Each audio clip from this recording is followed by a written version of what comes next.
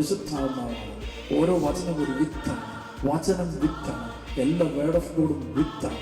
ആ വിത്ത് പൊട്ടിമുളയ്ക്കണമെങ്കിൽ നമ്മളത് സ്വന്തമാക്കണം. അത് വിതയ്ക്കാൻ നമ്മൾ അനുവാദം, അല്ലെങ്കിൽ ഇങ്ങനെ കിടന്നിട്ട് ഉപയോഗിക്കണം.